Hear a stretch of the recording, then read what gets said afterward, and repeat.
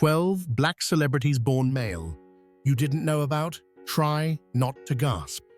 What if everything you thought you knew about fame, identity, and black excellence was incomplete behind the glamour, the awards, and the applause?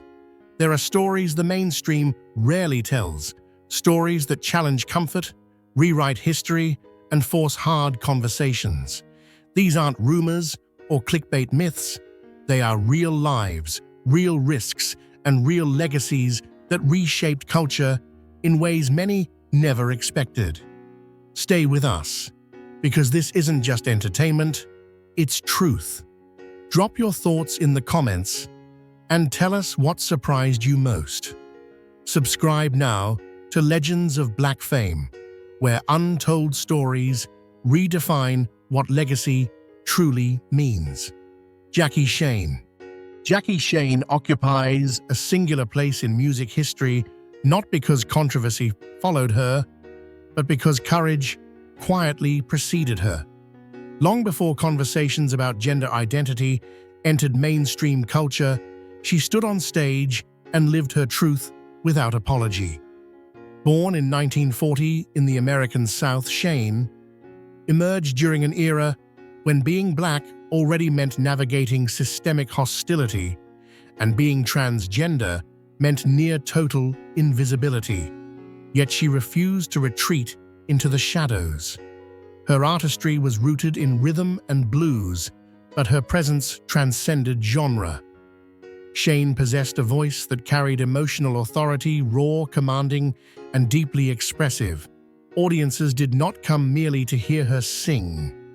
They came to witness conviction. In the early 1960s, she relocated to Toronto, a city that offered relative freedom compared to the rigid social climate of the United States. There, she became a magnetic figure on the club circuit, leading bands with confidence and elegance at a time when very few performers dared to challenge gender expectations publicly. Her 1962 recording, Any Other Way, became a breakthrough moment. The song's lyrics, centered on unconditional acceptance, resonated widely and climbed radio charts in Canada. While many listeners focused on its romantic message, others recognized its deeper meaning, a declaration of self-worth wrapped in soul-infused defiance. Shane never framed her identity as a spectacle.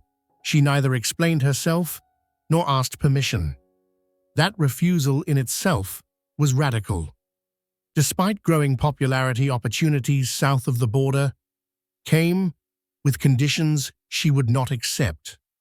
Returning to the United States meant silence, compromise, and concealment. Shane chose integrity instead.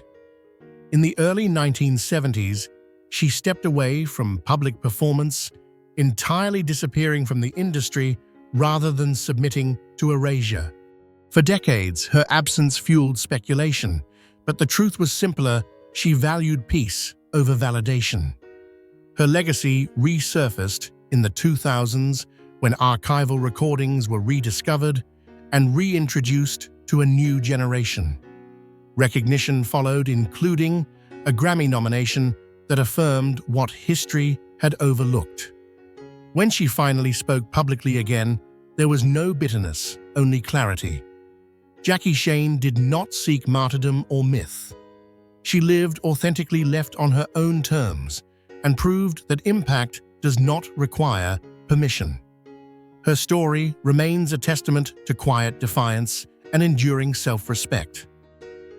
Isis King. Isis King's ascent stands as a study in perseverance shaped by vulnerability rather than bravado.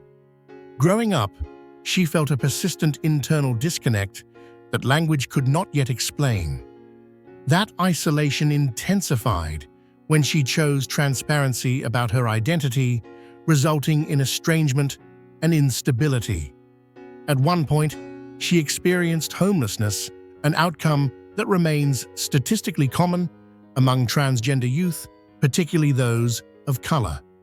What altered her trajectory was not sudden luck, but opportunity intersecting with preparation.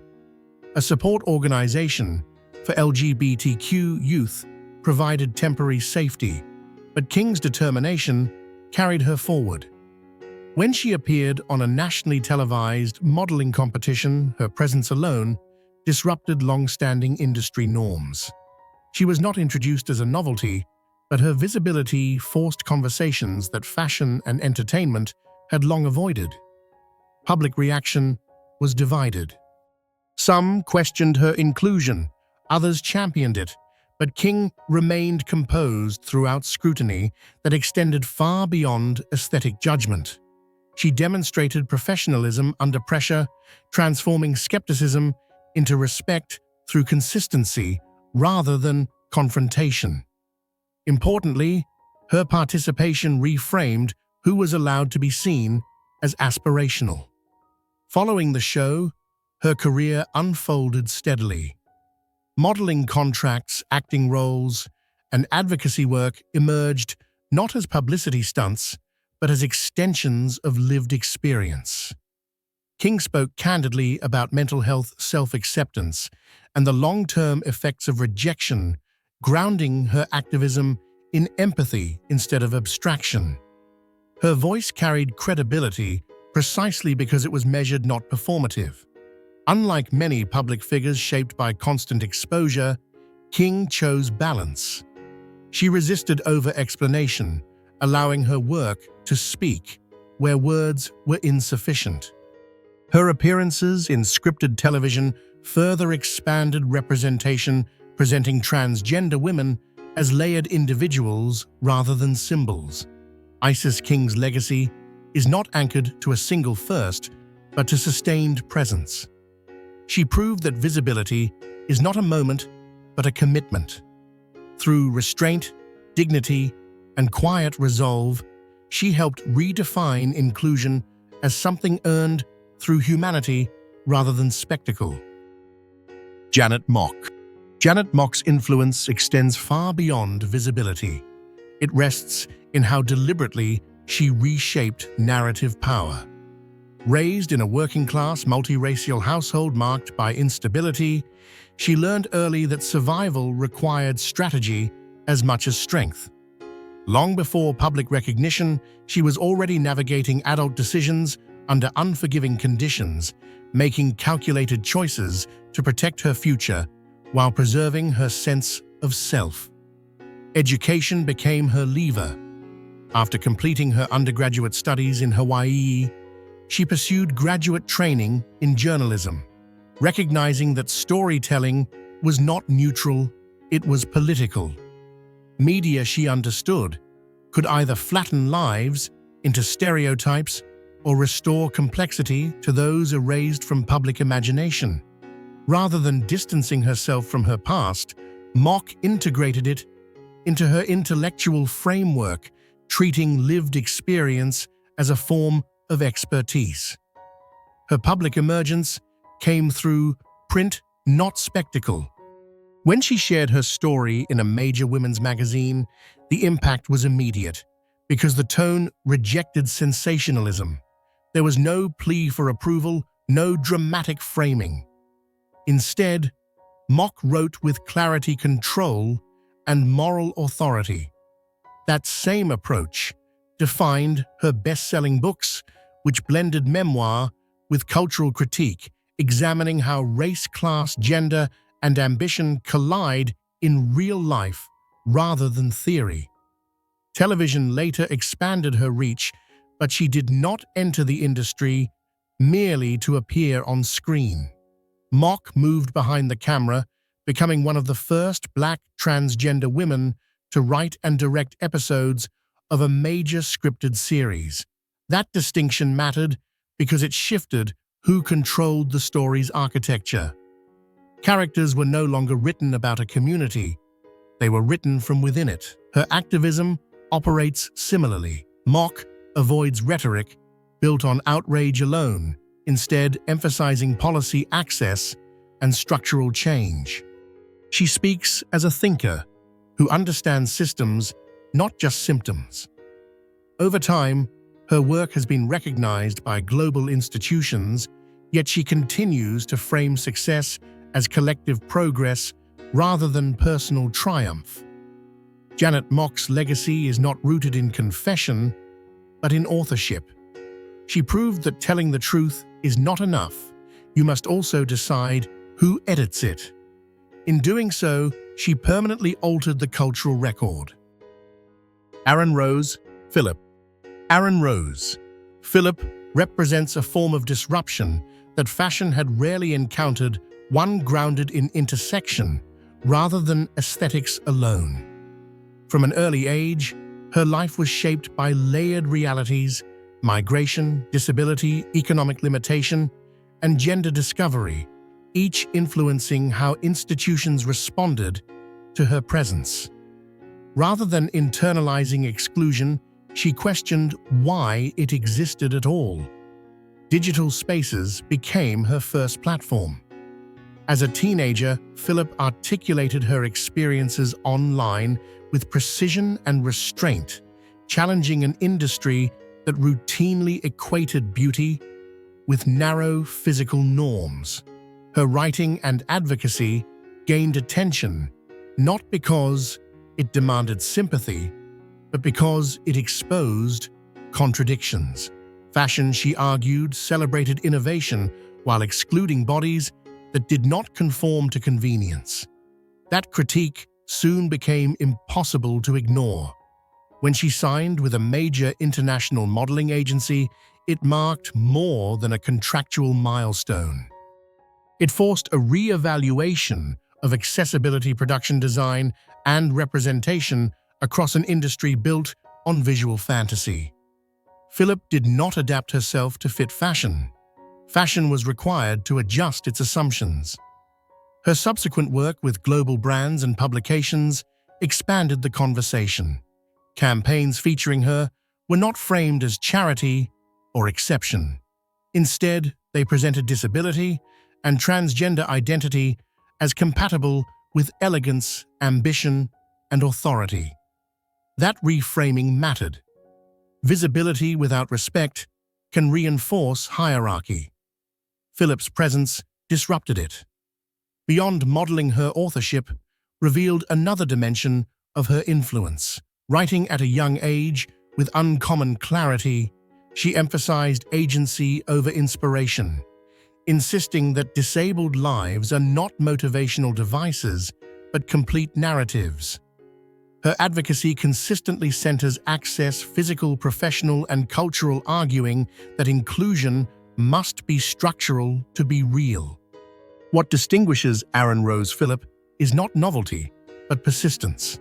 She operates with long-term vision, aware that representation can fade if not defended.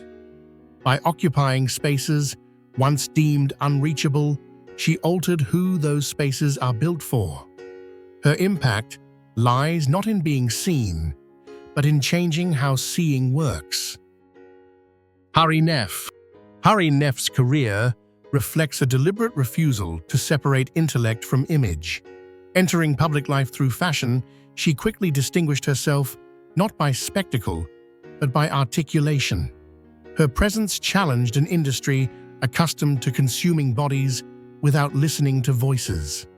Nef arrived prepared to do both, be seen and be heard on her own terms. Educated in theater and writing, she approached modeling as performance rather than decoration.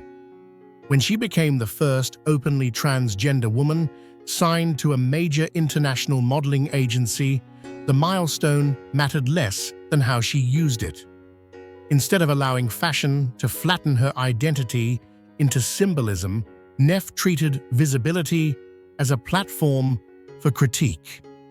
She questioned how beauty standards intersect with race desirability and power, often pointing out that inclusion loses meaning when it stops at the surface. Her transition into acting followed a similar philosophy. On screen, Nef gravitated toward roles that allowed contradiction, characters capable of tenderness, error, ambition, and agency. Rather than serving as narrative devices, her performances insisted on interiority. That insistence subtly shifted expectations, signaling that transgender women could occupy stories without explaining themselves. Writing has remained central to her influence. Through essays and commentary, Neff has explored gender not as trend, but as social structure, examining how media frames identity through profit and control. Her tone is analytical rather than confrontational, which has allowed her work to circulate beyond activist spaces into mainstream cultural discourse. She argues not for exception, but for coherence. If society claims to value freedom, representation must reflect that claim honestly. Equally significant is how she frames desire. Neff openly discusses attraction relationships and embodiment without catering to voyeurism. By doing so, she confronts the historical denial of romantic and sexual complexity afforded to transgender women, particularly those who do not fit narrow ideals. Her approach reclaims subjectivity in spaces that often erase it. Hari Neff's impact is cumulative rather than explosive. She alters conversations slowly through consistency and clarity. By blending aesthetics with analysis, she demonstrates that progress does not always arrive loudly. Sometimes it enters the room already informed, already prepared, and quietly changes the terms of engagement. Yasmin Finney. Yasmin Finney represents a generational shift in how authenticity reaches the public. Growing up in the United Kingdom, she came of age during a time when digital platforms allowed young voices to bypass traditional gatekeepers.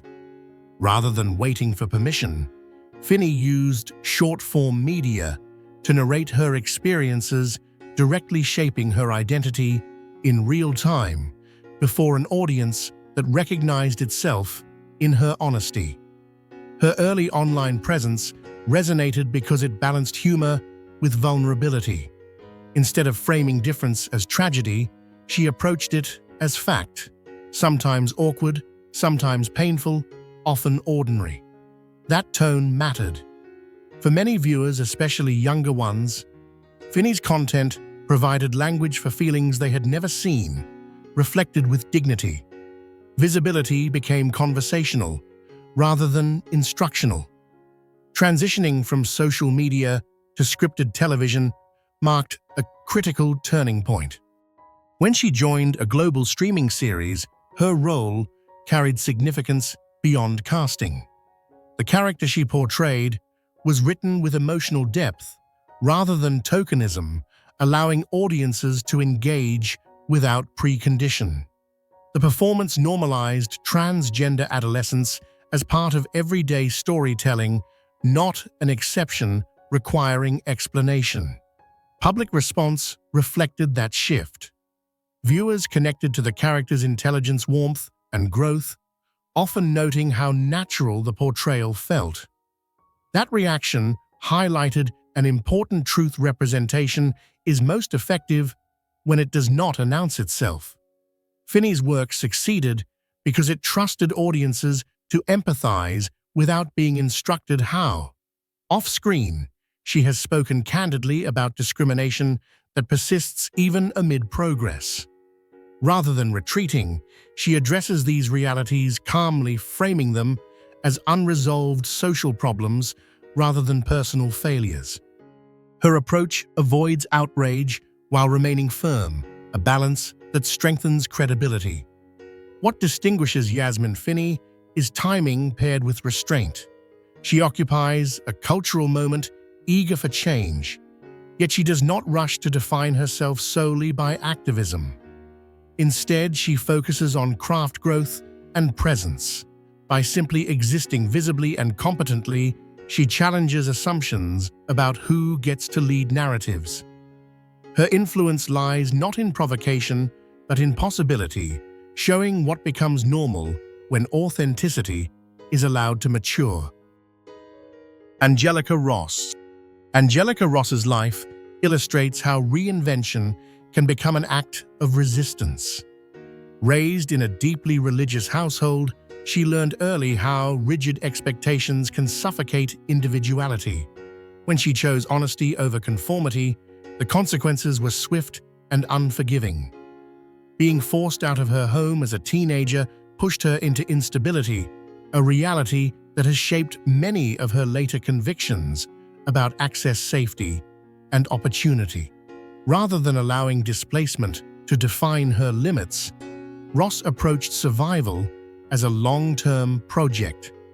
After a brief period of military service, she confronted the barriers facing Black transgender women in employment and education. Instead of waiting for institutions to change, she built alternatives. Teaching herself programming and digital design, she founded a technology-focused organization dedicated to creating career pathways for transgender and gender non-conforming people excluded from traditional workplaces. This work positioned her not only as an activist, but as a strategist. Entertainment entered her life as another tool for impact. When she appeared in a groundbreaking television series centered on ballroom culture, her performance carried emotional weight precisely because it was informed by lived experience. She portrayed vulnerability without reducing it to fragility, offering audiences a character defined by humanity rather than symbolism. The response confirmed that authenticity resonates when it is allowed complexity. Ross's subsequent roles expanded her range, proving she was not confined to a single narrative lane. Horror drama and social commentary became spaces where she demonstrated technical skill alongside emotional intelligence. Importantly, she navigated visibility without surrendering control of her voice. Media appearances often doubled as platforms to discuss policy, digital equity, and the economic realities facing marginalized communities. Her influence extends into civic life as well. By participating in high-level political conversations, she reframed transgender visibility as a matter of governance rather than culture alone. That distinction matters. Ross insists that representation must translate into material change, not just applause.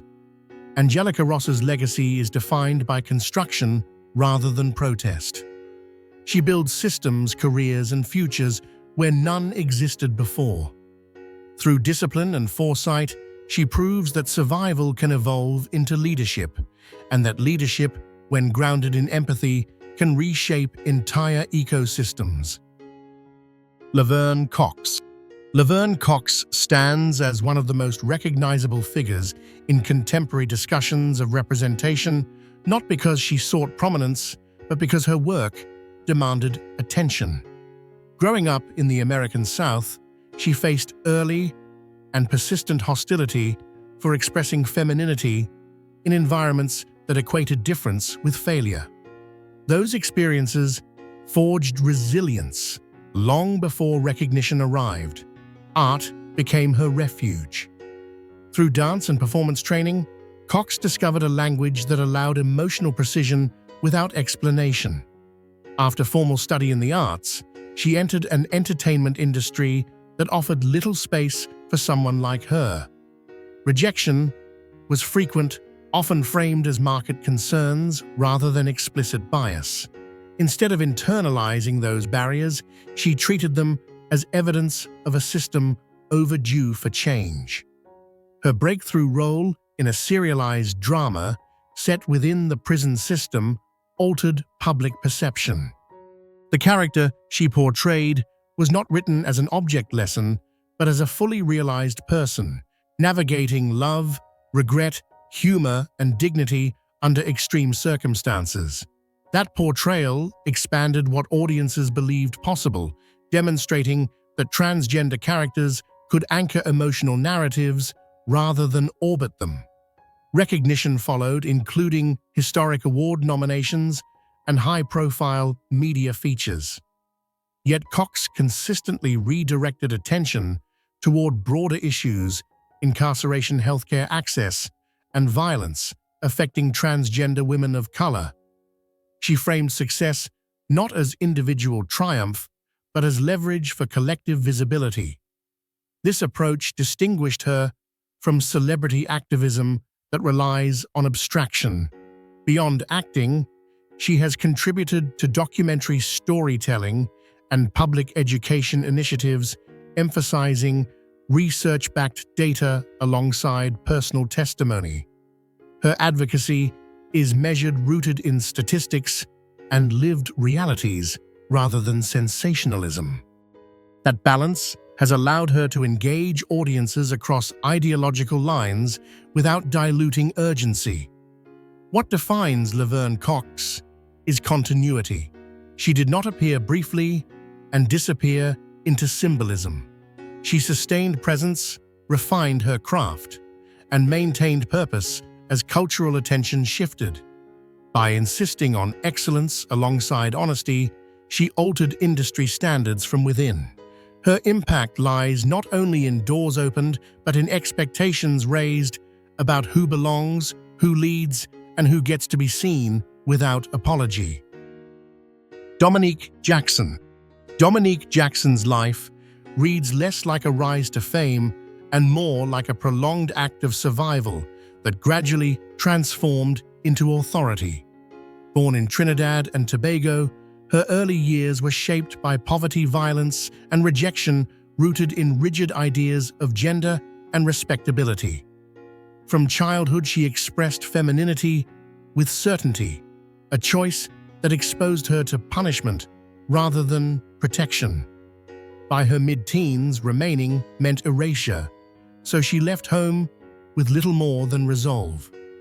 Migration did not immediately bring safety. In the United States, Jackson encountered new forms of vulnerability: housing, insecurity, exploitation, and constant negotiation for basic dignity. What ultimately offered refuge was ballroom culture, a community built by those excluded elsewhere. Within that space, she learned disciplined presentation and self-command. Ballroom did not simply provide performance, it offered structure, lineage, and the language of power. Her reputation grew through consistency rather than novelty. Jackson earned respect for her presence, precision, and emotional restraint, becoming recognized as a figure of authority long before mainstream audiences knew her name. When television casting finally arrived, it did not invent her stature, it amplified what already existed.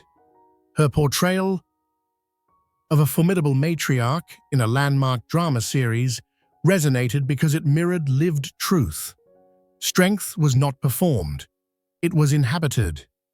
Critics often focused on her commanding delivery, but what distinguished her work was control. Jackson balanced sharp wit with vulnerability, revealing how authority is constructed, defended, and sometimes weaponized for survival. That complexity challenged reductive portrayals of transgender women as either victims or spectacles. Outside acting, she has engaged global platforms as a speaker and author, addressing issues of violence, displacement, and human rights. Her advocacy is grounded in first-hand experience, yet avoids sensationalism. She speaks with clarity about systems that fail, emphasizing accountability rather than pity. Dominique Jackson's significance lies in longevity. She did not arrive as an exception. She endured until the world caught up. Her presence asserts that elegance can emerge from hardship without erasing it. By carrying herself with intention across every space she enters, Jackson redefines what leadership looks like when forged under pressure. Peppermint.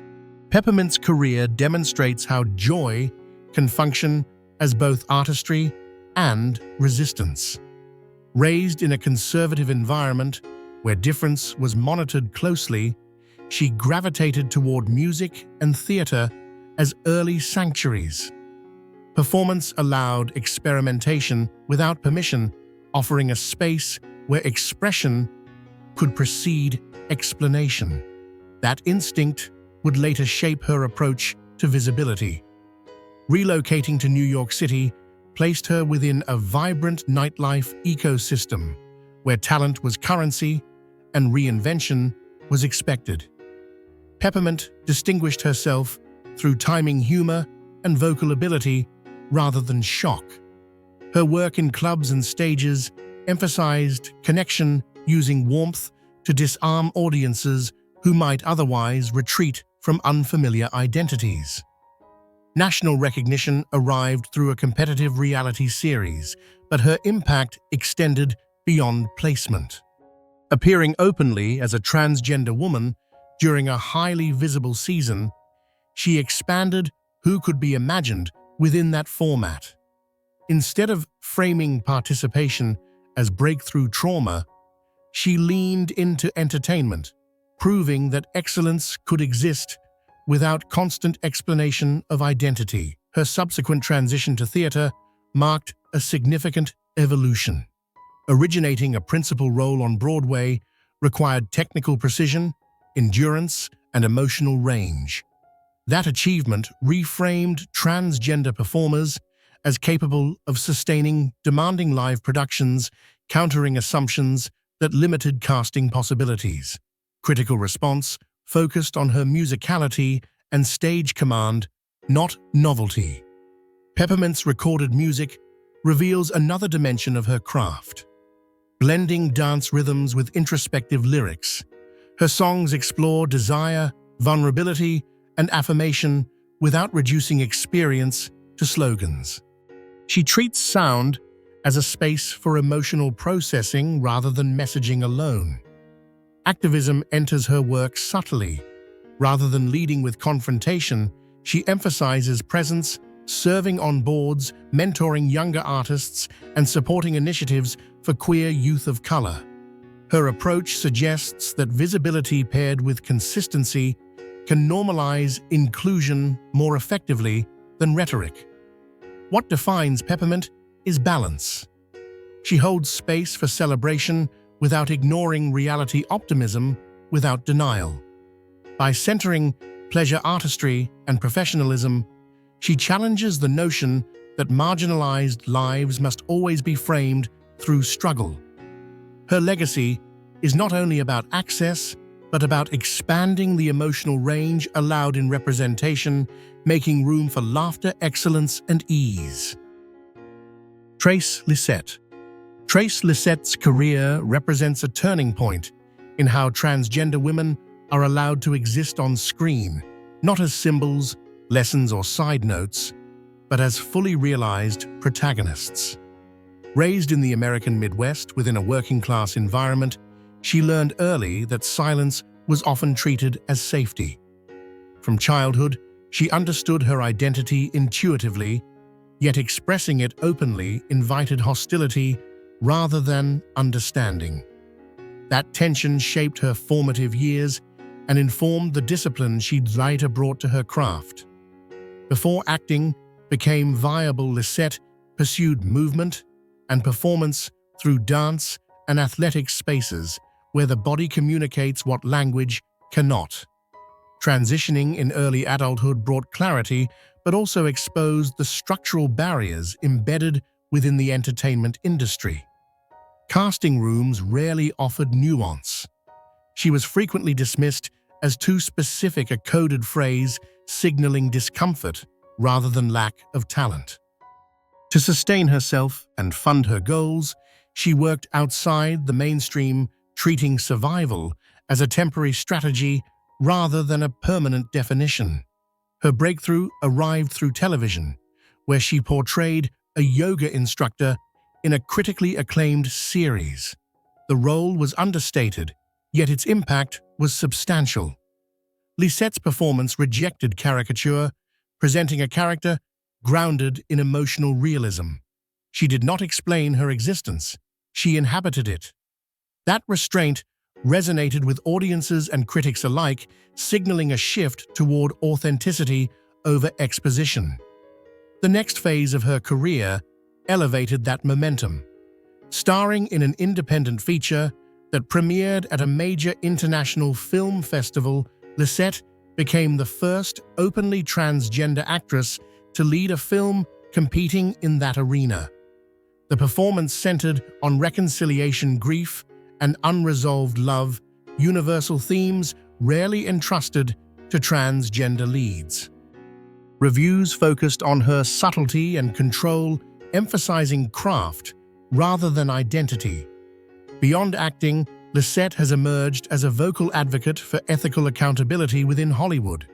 She has spoken publicly about abuse of power and exploitation, linking gender marginalization with broader systemic failures. Her advocacy is measured direct and rooted in personal experience rather than abstraction. Trace Lisette's significance lies in expansion. She widened the emotional and narrative space available to transgender women in cinema, proving that complexity attracts rather than alienates audiences. By insisting on depth, professionalism, and truth, she helped recalibrate industry expectations. Her work affirms that representation reaches its highest value not when it shocks, but when it endures, quietly reshaping who is trusted to carry a story. These stories aren't meant to shock, they're meant to challenge what we think we know about identity, success, and Black excellence. Each journey proves that authenticity isn't a trend, it's a risk, and not everyone is willing to pay its price. But here's the real question. Does society truly celebrate these figures for their talent, or only tolerate them once they become undeniable? Where do we draw the line between progress and performative acceptance? Let us know what you think in the comments. Your voice matters. Subscribe and join the conversation on Legends of Black Fame, where untold stories redefine legacy.